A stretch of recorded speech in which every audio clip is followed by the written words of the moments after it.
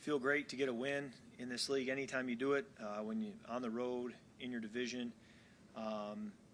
It's satisfying. I'm proud of the way we kind of, again, put together a good team performance. Defense made plays. Offense moved the football well, throwing it and running it. And then special teams stood up. And,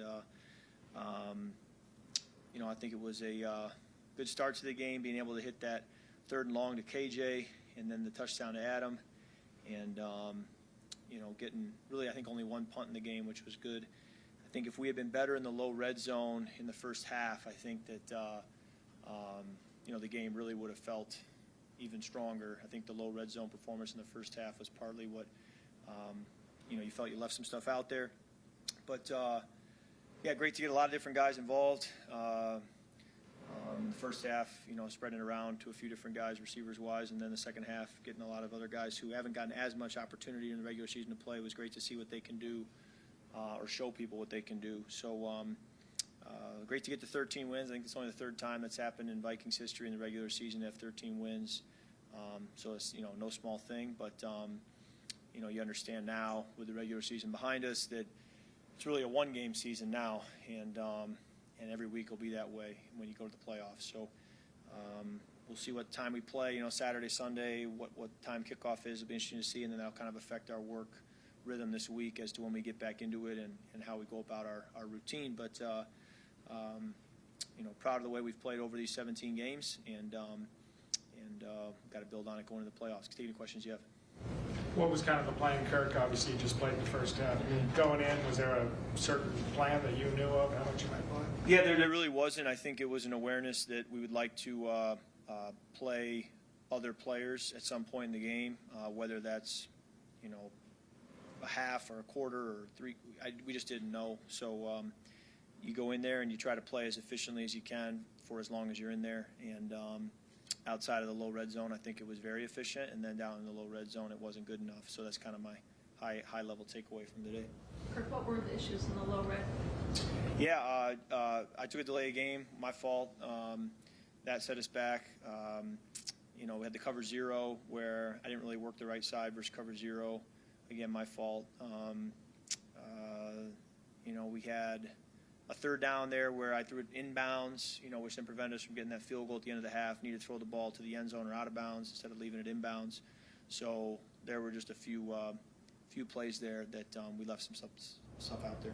Kirk, on the delay of game, what was the conversation there with the officials? It looked like maybe they hadn't reset the play clock after. Yeah, that's what I told them pretty passionately, but they told me I was wrong. So I went over to Brad and I said, I stand corrected. If you don't have to reset it, then you don't have to reset it. I'd really like you to reset it, but I guess I can't make you. So, but then I said to him, I think we still got the snap off if Kevin doesn't call the timeout. I understand why he called the timeout, but as difficult as you guys made it on me, we did still get it off. So, tough to then burn that timeout and then not have it at the end of the half. So that's where every play matters. Every play builds to the next one, and that's why you just can't afford to ever have one that doesn't go the way you need it to. Kirk, Justin finished this regular season, I think, 1,800-plus yards. I just wondered, what's it been like to be along with him on that journey, contribute to it, and I think it's, like I said, the 5th most in NFL history. There's so many places I could go with that. To stay healthy for 17 games when you're getting that many targets is something I take for granted. I mean, you watch a lot of guys who get hurt and are out, so to know he's out there every week I don't take that for granted. The different number of ways he's making those plays. Some of them are, go balls. Some of them are, a screen. Some of them are, 3rd down in traffic. So the versatility as a player that he affords us as a receiver, where it's not just a certain trick that he does, but it's really the entirety of what you ask a receiver to do. And then, just the fact that he is only in year 3. So, challenging him as I challenged him after his rookie year and after his second year, that it's very difficult to run it back and do it again. But that'll always be my message to him is, to just run it back and do it again is very challenging. And my 11 years looking back, very few guys are able to do it year after year after year. And if you can, you start to put yourself in rare air. And so far, 3 years in, he's not only ran it back, but he's been even better. And eventually we'll run up against the ceiling there probably, but I'm excited to see what he can do moving forward. And then in playoff football, right? I mean, when the lights get even brighter, allowing him to shine there too. So excited for that and the big games he has up ahead in his career. And so grateful that we drafted him, that we have him, and that I get to play with him and get to throw the football to him. How important was it just to get the bitter taste out from last week? Well, I think it's a part of when you play, worse than you wanted. You don't feel good all week, and you're disappointed, and it kind of carries with you. And to be able to come back out on the field and compete and play a cleaner game and be sharp, I think it does help. But I don't think you ever forget what happened last Sunday or what happened week 2 against the Eagles. You never forget that, and you try to learn from it and use it to be better moving forward.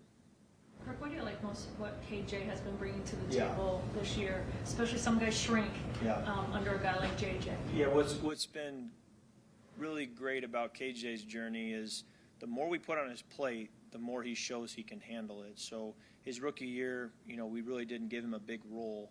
Last year, he started showing up more and more, sometimes on accident, where he's getting the ball and we're not even expecting it, and he's just making plays. And then this year, kind of give him more, and he's handled it. And he shows it in OTAs, he shows it in training camp, where you say, this guy is a real deal, and I have total confidence in him to kind of do it all as well when it comes to the different things you ask of a receiver. So, I feel really good about our receiving group, Adam, KJ, and Justin specifically, and then again, their ability, the three of them, to stay healthy, the work that they put in to do that, to stay healthy.